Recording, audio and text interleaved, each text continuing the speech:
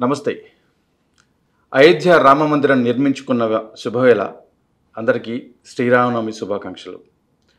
హిందూ మతం అని చెప్తున్నారు. అసలు హిందూ మతమా, జీవన విధానమా, మన సనాతన సాంప్రదాయం ఏం చెప్తుంది? ఈ అంశాల మీద చర్చిద్దాం. మనతో పాటుగా ఎల్వి గారు ఉన్నారు. నమస్తే అండి. నమస్తే. శ్రీరామనవమి శుభాకాంక్షలు. మీకు కూడా శ్రీరామనవమి శుభాకాంక్షలు. అదే రెండు తెలుగు రాష్ట్రాల ప్రజలందరికీ కూడా శ్రీరామనవమి కృపా కటాక్షాలు ఉండాలని చెప్పి రామనవమి యొక్క శుభాకాంక్షలు తెలియజేస్తున్నాను. అయోధ్య రామ మందిర నిర్మాణం తర్వాత అంటే ప్రతి గ్రామానికి రామ నిర్మాణానికి సంబంధించినటువంటి అక్షింతలు రావడాన్ని ఏ విధంగా ప్రజలు ఏ విధంగా చూస్తున్నారు?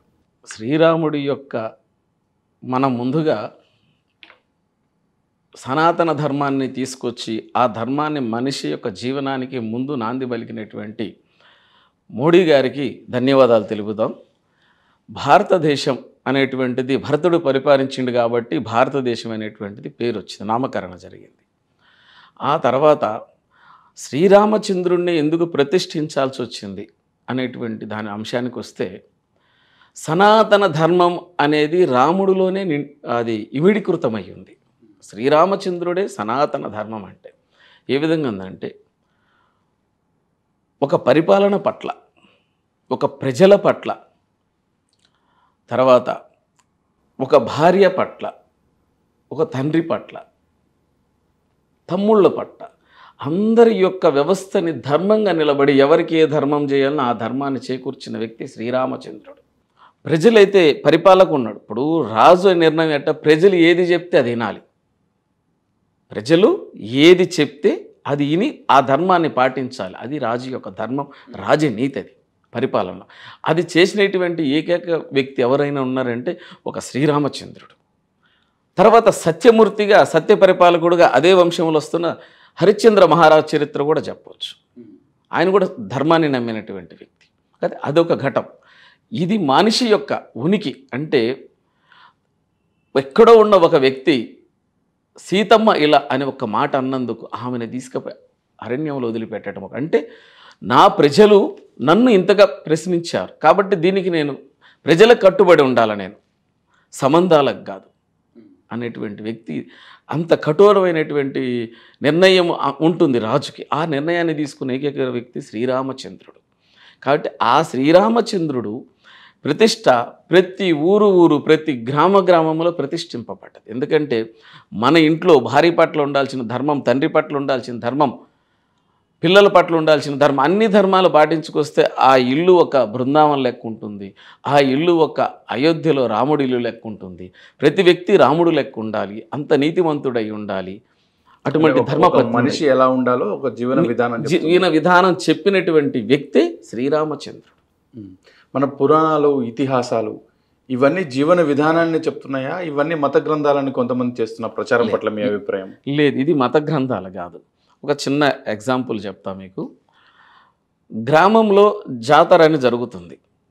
అది అమ్మవారు జాతర కావచ్చు, అయ్యవారు జాతర కావచ్చు, ఏదైనా ఒక జాతర. అంటే తెలంగాణ ప్రథమలో పదం చూసుకుంటే జాతర అంటాం, ఆంధ్ర సైడ్ పోతే కొలుపులు అంటాం. పోలేరమ్మ కొలుపులని, చెన్నకేశవుల స్వామి కొలుపులని, ఇటు అనేక విధంగా గంగమ్మ జాతర అని, ఇటువంటి జాతరలు, తిరునాళ్ళు అని పేర్లు కూడా ఉంటాయి. వీటికి తిరునాళ్ళు కూడా అంటారు. ఈ జాతర జరుగుతుంది. ఒక 2 గ్రామాలు కలిసి ఒక జాతర పెట్టారు ఊర్లో. ఒక జాతర పెడితే ఆ జాతరకి ఎంతమంది పని చేయాలో తెలుసా? ఒక ఎస్సీ కాదు, ఒక ఎస్టీ కాదు, ఒక బీసీ కాదు, ప్రతి ఒక్కర ప్రాధాన్యత ఉంటుంది ఆ జాతరలో. వాళ్ళకి పందిర్లు వేసే కాడి నుంచి, కట్టెలు కొట్టుకొచ్చే కాడి నుంచి, అక్కడి నుంచి రజకులు చేసే పాత్ర, నాయబ్రాహ్మణులు చేసే పాత్ర, శాలివాహనులు చేసే పాత్ర, అన్ని వర్గాలు కలిసి చేస్తే జాతర అవుతుంది. అంటే వాళ్ళు చేస్తున్న ప్రతి పనికి అక్కడ మళ్ళీ వాళ్ళకి ఆదాయం వస్తుంది. ఆదాయం అంటే ఆ గ్రామ పెద్దలు ఉంటారు, అక్కడ వాళ్ళు ఆ నిధులు ఉంటాయి, ఆ టెంపుల్కి సంబంధించిన నిధులు. ఏ పని చేసే వాళ్ళకి అక్కడ ఆనవాయితీగా వారికి ధాన్య రూపాన, ధన రూపాన వారి ఇంటికి చేరుతుంది. ఈ విధంగా చూస్తే 365 రోజుల్లో 65 రోజులు వదిలిపెట్టుకుంటే 300 రోజులు హిందూ సాంప్రదాయ సనాతన ధర్మ యొక్క పూజల కార్యక్రమాలు. ఇది పెట్టింది మనిషి యొక్క, పేదవాడు ఎవడు ఉంటాడో వాడు వచ్చి మన ఇంటికి పనిచేయాలి. ఇప్పుడు నేను ఒక డబ్బున్నవాడిని, నాకు ఒక 10 కోట్లు ఉన్నాయి, నేను ఒట్టిగా ఇవ్వమంటే ఎవరికి ఇయ్యను, దేనికన్నా పెట్టంటే పెట్టాను, భగవంతుడి కంటే పెడతానే. భగవంతుడి కార్యక్రమం అంటే నన్ను ఆరోగ్యంగా ఉంచు స్వామి, ఈ ఆస్తి అంతా అనగవించాలి కాబట్టి అని. కానీ ఇలాంటి పనులు చేసే వారిని తయారు చేస్తూ కొన్ని వర్గాలని కొన్నిటికే పరిమితం చేశారు, ఎదగకుండా చేశారన్నటువంటి విమర్శలు కూడా కొంతమంది చేస్తారు కదా. ఇప్పుడు మీరు చూస్తూనే ఉన్నారు, ఆది శంకరాచార్యులు లాంటి ఆదిశంకరాచార్యులు ఎటువంటి వ్యక్తి తెలుసు, సనాతన ధర్మంలో ప్రథమ గురువు ఆయన, ఆది గురువు. అటువంటి వ్యక్తి ఒక సామాన్యుడిలో ఈశ్వరుని చూసి నమస్కారం చేశాడు సాష్టాంగంగా, ఒక చండాలను చూసి. అంటే ఎందుకు చేశాడు? ప్రతి వ్యక్తిని కూడా మనిషి ఇతనిలో పరమాత్ముడు ఉన్నాడు కాబట్టి ఇతనికి నమస్కారం చేయాలి అని ఆ ధర్మాన్ని కాపాడమని మనకి గురువుగా చెప్పినటువంటి ఆది గురువు ఆదిశంకరాచార్యులు వారు. అటువంటి ఇంత గొప్ప గురువులు మనకు అందించేసినటువంటి ఈ సనాతన ధర్మాన్ని కొంతమంది వ్యక్తులు ఏదో వాళ్ళ స్వార్థానికి పక్కకు పట్టించు, కానీ ఆ పక్కదో పట్టించవచ్చు, కానీ అది కాదు ధర్మం అంటే. ప్రతి మనిషికి జీవనం నడకడికి వాడి ఉపాధి చూయించటమే, ప్రతి మనిషి మనుగడకి ఉపాధి చూయించటమే సనాతన ధర్మం. మరి ఇట్లా ఇలా అర్థం చేసుకోవాలంటారా సనాతన ధర్మం? ఇది సనాతన ధర్మం అంటే. ఇప్పుడు ఈనాడు చెట్టులో ఒక అమ్మవారిని చూస్తున్నాం, ఒక నోరు లేని జీవిలో ఒక అమ్మవారిని చూస్తున్నాం. ఎందుకు చూస్తున్నాం అంటే వాటిని మనం సంరక్షించాలి, మనతో పాటు సహజీవనం చేయాలి. 84 లక్షల ప్రాణులు ఈ సృష్టిలో, అండజములు, పిండజములు, బుద్ధ్వజములు, శ్వేతజములు. అయితే పిండజముల నుంచి వచ్చినటువంటి మనిషి ఒక్క జీవి. అంటే 89,99,999 జీవులకు లేనటువంటి ఒక ఆలోచన శక్తి, ఒక గ్రహింపు శక్తి, ఒక జ్ఞానం అనేటువంటిది ఈ మనిషికి ఒక్కడికే ఉందన్నమాట. అందుకే ఆ జ్ఞానంలో నుంచి బ్రహ్మజ్ఞానాన్ని తీసుకొని ఆ జ్ఞానాన్ని నుంచి వచ్చిన మనిషి బ్రహ్మగా మలుసుకొని ధర్మాన్ని కాపాడుకుంటూ అదే ధర్మంలో నడుచుకుంటూ పోవాలి. దానికి నాంది పలికిన వాడు శ్రీరామచంద్రుడు. ఆ శ్రీరామచంద్రుడి యొక్క అడుగులలో కానీ మనం నడుచుకున్నట్టయితే ప్రతి ఊర్లో ఉన్న గ్రామంలో ఉన్న ఒక విల్లు, అందులో ఉండేటువంటి ప్రతి వ్యక్తులు కూడా ఆ ధర్మానికి కట్టుబడి ఉంటే మన ధర్మం మనం కాపాడుతుంది. కాబట్టి హిందూ ధర్మం అన్ని ధర్మాలకు కూడా జీవనం ఉపాధి కల్పించేటువంటి ధర్మం సనాతన హిందూ ధర్మం. కానీ మీరు ఇలా చెప్తున్నారు, మొదలు పెట్టడమే మోదీ గారికి శుభాకాంక్షలతో, అభినందనలతో మొదలుపెట్టారు, కృతజ్ఞతలతో మొదలుపెట్టారు. కానీ అదే మోదీ గారిని ఇతర పార్టీ వాళ్ళు మొత్తం దీన్ని రాజకీయంగా వాడుకుంటున్నారు, ఓట్ల కోసం వాడుకుంటున్నారు అంటే మీరేం చెప్తారు? లేదు, అది చాలా పొరపాటు అండి. ఇప్పుడు ఏ విధంగా అంటే మన ధర్మాన్ని ఇంతవరకు విస్మరించారు. ఒక్కటి గుర్తుపెట్టుకోండి, ఈనాడు మనం ఆచరిస్తున్నటువంటి ప్రతి ఆచారాల వెనుక కూడా ఒక ఆయుర్వేద వైద్యం ఉంది. ఆచారాలలో ఆయుర్వేద వైద్యం కూడా ఉంది ఆచారాలలో. అయితే ఈ వైద్య సిస్టమ్ మన ధర్మాన్ని సనాతన ధర్మంలో ఎప్పుడు అందించారు మన వాళ్ళు, ఇప్పుడు కాదు. పురాతనంలోనే మనం పుష్పక విమానాలని ఉండేటివి, ఇప్పుడు విమానాలని, హెలికాప్టర్స్ అని అన్నీ వచ్చాయి. పుష్పక విమానాలు అప్పట్లోనే ఉన్నాయి మనకి. కానీ ఇటువంటి శాస్త్రం చెప్పినటువంటి చైతన్యము ఎప్పుడో నాందిలోనే పలికాడు. ఆ నాందిలో పడిచినటువంటి ఆ యుగ పురుషుడు శ్రీరామచంద్రుడు. అటువంటి రామచంద్రుడిని అప్పుడు పలికినటువంటి చూడు దర్పం అని చూసాం మనం, మాయా దర్పం అంటారు. ఎక్కడెక్కడ ఏం జరుగుతున్నాయో దాంట్లో జరుగుతుండేది ఈ దర్పంలో. అది అప్పుడే చూపించారు, అది శ్రీకృష్ణుడు తరంలోనే మాయాదర్పం. అంతేకాకుండా మనకి ఆనాడు నాటి రోజులలో కూడా భగవద్గీత అర్జునుడు కురుక్షేత్ర మహాసంగ్రామంలో ఇటు పాండవులు ఇటు కౌరవులు యుద్ధం ఘటన జరుగుతున్నప్పుడు ధృతరాష్ట్రుడికి ఎవరు వివరించారు? సంజయుడికి ఒక్కడికే తెలుస్తుంది ఎక్కడ ఏం జరుగుతుందని, ఆయన దగ్గరే ఉంటుంది ఒక దర్పం, దాంట్లో చూసి చెప్తున్నాడు. సంజయ ఉవాచ అని వస్తుంది, ధర్మక్షేత్రే కురుక్షేత్రే అనేటువంటిది. ఈ క్షేత్రం గురించి మొత్తం ధృతరాష్ట్రుడికి ఈయన చెప్తా ఉన్నాడు. అంటే అప్పుడు కూడా ఆయన దగ్గర అది ఉందన్నమాట. ఇప్పుడు మనం దానిని ఇప్పుడు ఇంత టెక్నాలజీగా దీన్ని ఇప్పుడున్న ఆ సనాతన ధర్మంలో మనిషి యొక్క జీవనానికి వెలుగుకి ముందుకెళ్తున్నటువంటి తరుణంలో ముందుకు తీసుకొచ్చినటువంటి వ్యక్తి నరేంద్ర మోడీ గారు. వీళ్ళు వ్యక్తిగతంగా అధికారంలోకి రావాలనేటువంటి దాంతో చేస్తున్నారు. కానీ ఈనాడు భారతదేశం గౌరవించదగ్గటువంటి ఇరువులను కాపాడుకొని ఆ గౌరవించదగ్గ నేను ఇండియన్ రుమ్మిరుసుకొని ముందుకెళ్ళి చెప్పగలిగిన ప్రతి భారతీయుడు, ఈ గడ్డ మీద పుట్టిన భారతీయుడు, ప్రతి వ్యక్తి కూడా భారతీయుడే, ప్రతి వ్యక్తి కూడా హిందువులే. ఇక్కడ ఏరే మతాలు ఏమీ లేవు. ఈ తర్వాత మారినవి. అంతేగాని ఇక్కడ పుట్టిన ప్రతి ఒక్కడు కూడా హిందూ అంటే ఇది మతం కాదు, ఇది ఇక్కడ పుట్టినవాడు కాబట్టి మన హిందువుగా అదొక దానికి ఒక హిస్టరీ, ఒక జీవన విధానం అదొక హిస్టరీ. అంతేగాని గట్టిగా చెప్తున్నారు కానీ మిగతా వాళ్ళు అంతెందుకు ఇంకొక అడుగు ముందుకేసి కేటీఆర్ లాంటి వారు జై శ్రీరామ్ అంటే కడుపు నిండుతుందా అని ప్రశ్నిస్తున్నారు. తప్పు మాట, నిండుతుంది. ఒక్క నినాదము, ఒక స్వరము, ఒక ఆనందభరితమైనటువంటి ఒక మాట, అటువంటిది నోట్లో నుంచి ఒక ధర్మమైన బద్ధం బయటకు వస్తుందంటే ఆ ధర్మాన్ని ఆకలి నింపడానికి ఆయుష్ ఉంది. ఈనాడు ఆ జపముతోనే కనీసం అంటే వారానికి ఒక్కసారి ఒక గ్లాసు పాలు దాగి, ఒక గ్లాసు నీళ్లు దాగి తపస్సు చేస్తున్న ఋషులు ఎంతోమంది ఉన్నారు, ఇప్పుడు కూడా ఉన్నారు మనం చూసినట్టయితే హిమాలయాలలో. మరి వాళ్ళ జీవనం చేయటం లేదా? ఆ నామం అంటే మనిషి యొక్క జీవనము శ్వేషనాడిలో ఉన్న నాదమే జీవనాడి అన్నిటికీ మూలాధారంగా కూర్చుంది. కాబట్టి రామనామంలో ఆ పవర్ ఉంది, రామనామంలో ఆ ధర్మం ఉంది. ఆ ధర్మం ఆనాడు ఆ యుగాన చేసుకుంటూ వచ్చిండు కాబట్టి ఈనాడు కలియుగంలో మనం దాన్ని పాటించుతున్నటువంటి వ్యక్తి నరేంద్ర మోడీ గారు. వారికి ధన్యవాదాలు తెలపటంలో ఎటువంటి అభ్యంతరం లేదు. వారు నిజంగా కూడా మళ్ళీ కూడా మూడోసారి కూడా వారు ప్రధానమంత్రి కావాలి అని ప్రజలందరూ కూడా కోరుకుంటున్నారు. భారతదేశ ప్రజలందరూ ముక్తకంఠంగా విశ్వగురువు నరేంద్ర మోడీ గారు అనేటువంటి వాదన కూడా వస్తుంది ఒక పక్కనే. ఆయన ప్రధాని కావాలంటే తెలంగాణ రాష్ట్రంలో ఉన్నటువంటి భారతీయ జనతా పార్టీ అభ్యర్థులు కూడా గెలవాల్సి ఉంటుంది. కానీ ఇప్పుడు అధికారంలో కాంగ్రెస్ ఉంది, ఎక్కువ సీట్లు మాకే వస్తాయి, మేమే ఎక్కువ సీట్లు వస్తే మేము ఇచ్చినటువంటి హామీలన్నీ కూడా అమలు చేస్తామనేది ఇక్కడ ఉన్న ముఖ్యమంత్రి పదే పదే చెప్తున్నటువంటి మాట. అధికార పార్టీ ఉంది కాబట్టి అధికార పార్టీలో ఉండేటువంటి ఆయన ముఖ్యమంత్రి స్థానంలో ఉన్నాడు. ఆయన ఒక పార్టీకి, ఒక కాంగ్రెస్ పార్టీకి ఒక పెద్దగా ఉన్నాడు కాబట్టి ఆయన ధర్మం ఆయన చెప్పాడు, తప్పులేదు, అది ఆయన ధర్మం. నా పార్టీ గెలుస్తుంది, మేము గెలుస్తున్నాం, మేమే ముందుకు వస్తున్నామని చెప్తున్నాడు. కానీ చెప్పటం వేరు, అక్కడ ప్రజలు ఇచ్చే తీర్పు వేరు ఉంటుంది. ప్రజలు ఈనాడు చూసినట్టయితే నాడు మోడీ గారు మనం చూసాం జరిగిపోయిన గతంలో కరోనా ఆ గడ్డు కాలంలో ప్రపంచం మొత్తం అల్లాడిపోయింది. ఆ ప్రపంచాన్ని కూడా ఒక్క నినాదంతో, ఒక్క దీపాలతోటి, ఒక నినాదంతో, ఒక ఐక్యత తీసుకొచ్చినటువంటి ఒక ఏకైక వ్యక్తి నరేంద్ర మోడీ గారు. ప్రతి ప్రజల్లో, ప్రతి సామాన్యుల్లోకి లోపలికి వెళ్ళిపోయాడు ఆయన, మనస్సుల్లో కూర్చున్నాడు ఆయన. ఓటేయటం చిన్న ఈజీ, ప్రజలు ఎప్పుడెప్పుడైనా కాసుకొని ఉన్నారు మోడీ గారికి. కాకపోతే అటువంటి ఎందుకు నింపాడంటే ధర్మం కోసం నిలబడ్డాడు ఆయన. నా ప్రజలు నేను సంరక్షించుకోవాలా.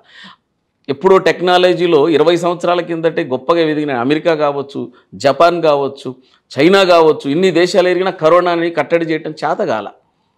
ప్రతి ఒక్క భారతదేశ ప్రజలు మనస్సుని, ధైర్యాన్ని నింపి మనం నిలబడదాం, ఆ కరోనా మహమ్మారితో మనం యుద్ధం చేద్దాం, మనం నిలబడదాం, ధైర్యంగా ఉందాం, మనకి ఏమీ కాదు, మన ఆయుర్వేదమే మనకు కాపాడుతుంది, మనకిచ్చినటువంటి ఆ ఆయుర్వేద ఔషధాలు ఎన్నో ఉన్నాయి మనకు, వాటితోటి మనం ముందుకెళ్దాం, మనం గట్టిగా నిలబడదాం, మనకి ఏమీ కాదని మనోధైర్యాన్ని నింపిన ఏకైక ఒక భారతదేశంలో నేటి గురువు నరేంద్ర మోడీ గారు.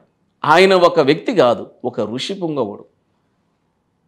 ఆయన దేశం కోసమే పుట్టాడు అన్నటువంటి వాదన ప్రజలందరూ చేస్తున్నారు, భారత ప్రజలందరూ. ఈనాడు వారికి ఓటు అయిపోవటం ఏంది? వారిని ఎంతో ప్రేమగా, మొన్న నేను ఒక ఇంట్లోకి వెళ్ళా, వారు ఏదో చిన్న కార్యక్రమం చేసుకుంటుంటే పిలిచారు. ఏదో మనకు దోషణ ఏదో ఉంటుంది చేస్తాం కానీ పిలిస్తే వెళ్తే చాలా చిన్న ఇల్లు, వాళ్ళ ఇంట్లో ఎటు చూసినా కూడా ఆ 2-3 దిక్కుల నరేంద్ర మోడీ గారి ఫోటోలు ఉన్నాయి. ఇప్పుడు ఎక్కడ క్యాలెండర్లో అక్కడెక్కడ ఆయన ఫోటోలు పడతాయి, మన ప్రధాని గారు కదా, అది అవన్నీ తీసుకొచ్చి అక్కడ అంటించుకున్నారు వాళ్ళు ఆ గమ్ముతోటి. దేవుడు ఫోటోలు లేరు. ఏమండి మీ ఫోటోలు అంటించు? లేదండి మాకు మోడీ గారు మాకు దేవుడు అండి అన్నాడు.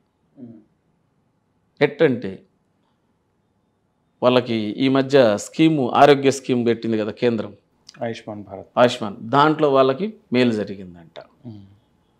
రేషన్ బియ్యము వస్తున్నాయంట. బియ్యం ఇచ్చేది కూడా కేంద్ర ప్రభుత్వం కదా, బియ్యం ఇస్తుంది. అంటే వాడు ఒక సామాన్య, దాంట్లో ఒక పిల్లగాడు చదువుకుంటున్నాడు, వాళ్ళల్లో వాడు డిగ్రీ అయిపోయింది, పేద కుటుంబం డిగ్రీ అయిపోయింది.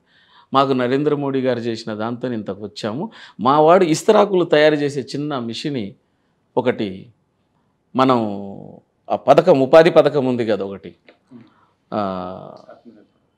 ఆ పథకం ఉంది, మన కేంద్రం ఇచ్చే పథకం. ఆ పథకం ద్వారా అతనికి నిధులు వచ్చినాయంట, ఆ మిషన్లు వచ్చినాయంట. ఆ మిషన్లు పెట్టుకుంటున్నారు, ఇప్పుడిప్పుడే స్టార్ట్ అవుతుందంట. ఓకే. అరే చాలా పథకాలు, ఆత్మనిర్భర భారత్ అనే స్వయం ఉపాధి కోసం చాలా పథకాలు స్వయం ఉపాధికి పథకం కాబట్టి ఇన్ని మాకు వచ్చినాయి. మరి కేంద్రాన్ని నుంచి మీరు ఏమో తీసుకోలేదంటే అవి ఏమో మాకు దాకా రాలేదు, తెలియలేదు, రాష్ట్రం మేము తీసుకోవట్లేదు అనేటువంటి వాదన వచ్చింది అక్కడ. అంటే ప్రతి సామాన్యుడు కూడా ఇదే పద్ధతుల్లో ఉన్నారు.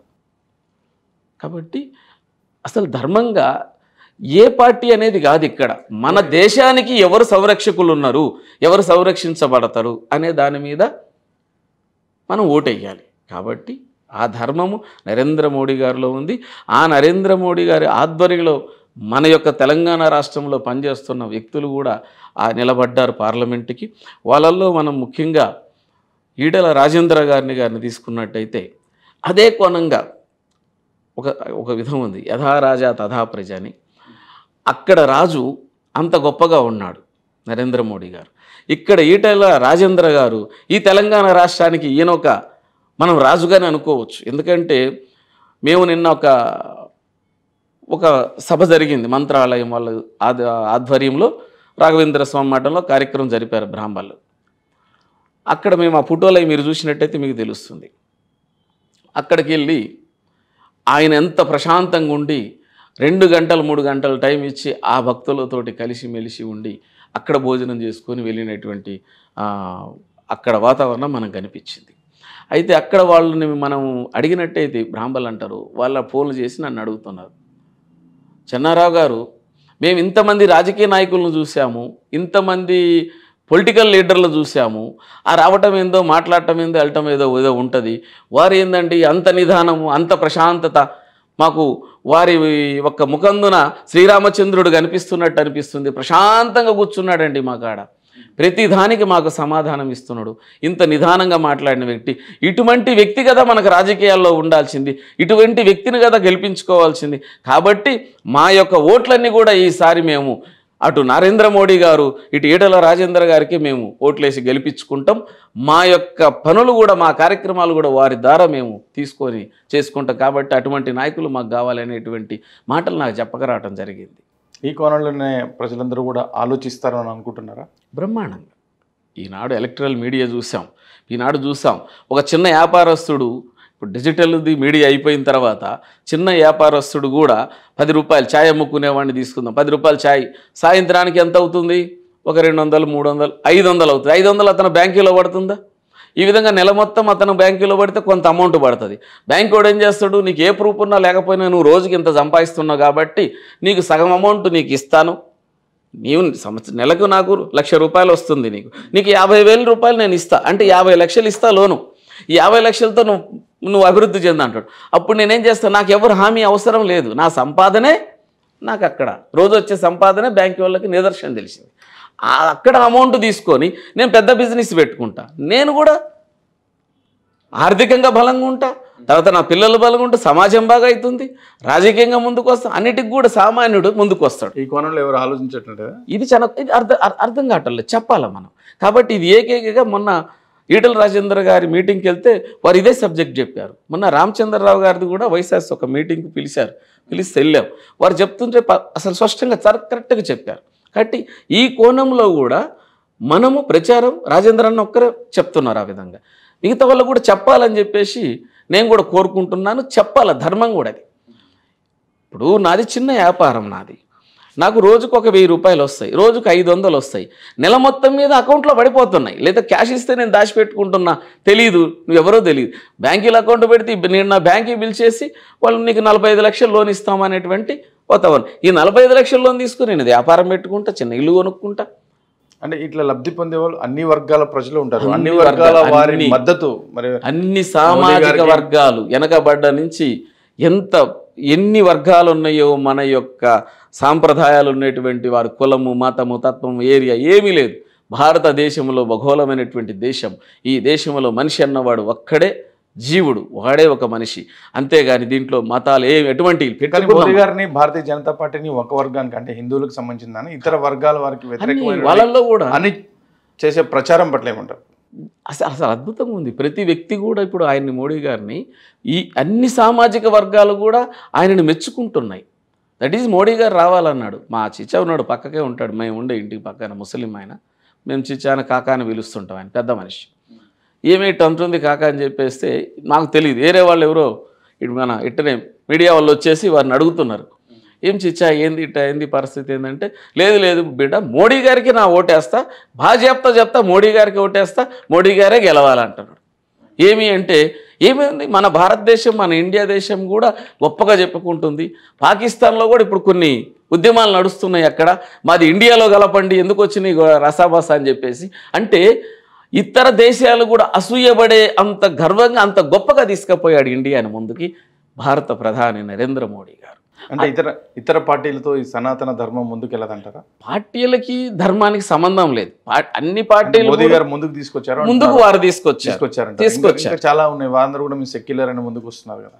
వచ్చి ఇప్పుడు వారు ధర్మంలో వారు తీసుకొచ్చి ధర్మాన్ని నడిపిస్తుంటే ప్రజలకి అదే కావాలి కదా. ఎవరైనా ధర్మంలో నడవమంటే, ఇప్పుడు ఎవరినైనా కూడా ఇప్పుడు ఒక రూటులో వెళ్తున్నటువంటి వ్యక్తికి మనం ఏం చెప్తాం, నాయన ఈ రూటు కాదు ఈ రూటులో వెళ్ళండి, ఒక ధర్మంలో వెళ్ళండి అంటాం. ఆ ధర్మంలో ప్రతి ఒక్క వ్యక్తి వెళ్ళాలి, అది ఏ పార్టీ అన్నా కానీ వెళ్ళాలి. వెళ్తే అదే ధర్మం, అదే సనాతన ధర్మం. మనం వెళ్ళే రోడ్డు సక్రమైన రోడ్లో మనం వెళ్ళటమే ఒక సనాతన ధర్మం. ఆ దారిలో అన్ని వర్గాలను కలుపుకొని పోవాలి మమేకంగా. కాబట్టి మోడీ గారిని ఇతర వాళ్ళు కాని వాళ్ళు ఏదో అనొచ్చు, కానీ వారు అన్ని సామాజిక వర్గాలను కూడా ముందుకు తీసుకుపోతున్నారు. శ్రీరామనవమి సందర్భంగా ప్రతి ఊర్లో కళ్యాణం జరుగుతుంది, కళ్యాణం జరగని ఊరంటూ ఉండదు.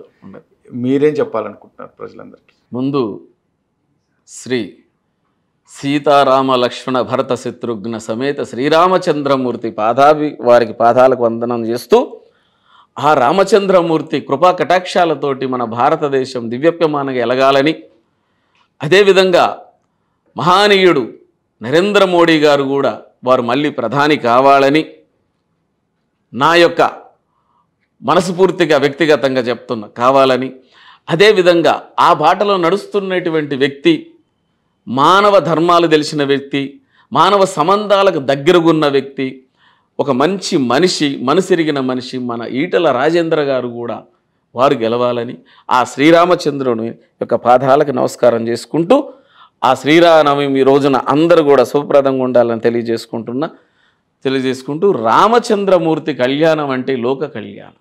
ఫస్ట్ చూడండి, ఉగాది వెళ్ళిపోయినమ్మటే యుగానికి ముందు ఉగాది అన్నాం మనం. ఆ ఉగాదితోనే అన్ని పండుగలు కావచ్చు, మన కొత్త సంవత్సరం కావచ్చు, మన జీవన విధానం కావచ్చు, జ్యోతిష్య నాడి కావచ్చు, శాస్త్రం కావచ్చు, అన్నీ కూడా యుగాదిని ఉగాదిగా మార్చుకుంది. ఆ ఉగాది నుంచే మనకు ప్రారంభమవుతుంది. అయిపోయిన తర్వాత శ్రీరామచంద్రుని కళ్యాణం జరుగుతుంది, పట్టాభిషేకం కళ్యాణం. ఈ కళ్యాణమునందున జరిగిన తదుపరి మన కలియుగంలో తర్వాత మన మానవుల యొక్క మన కళ్యాణం, మన పెళ్ళిళ్ళన్నీ కూడా జరుగుతూనే ఉంటాయి. మళ్ళీ శ్రీరామనవమి వచ్చిన దాకా మళ్ళీ జరుగుతూనే ఉంటాయి అవి. అటువంటి తరుణంలో శ్రీరామచంద్రమూర్తి ఒక మాట మీద, ఒక ధర్మం మీద కట్టుబడి ఉన్న వ్యక్తి కాబట్టి, ఆ మాటకి ఆ ధర్మానికి ఉన్నాడు కాబట్టి, ఆయన మాటకి ఆయన బాణానికి అంత ధర్మం ఉంది. ఆ ధర్మంలో మనం నడుచుకోవాలా, అంత నీతిగా ఉండాలని ఉదాహరణగా చెప్పారు. కాబట్టి ఈనాడు ప్రతి ఒక్క గ్రామంలో కూడా శ్రీరామచంద్రుని యొక్క గుడి కట్టడం జరిగింది.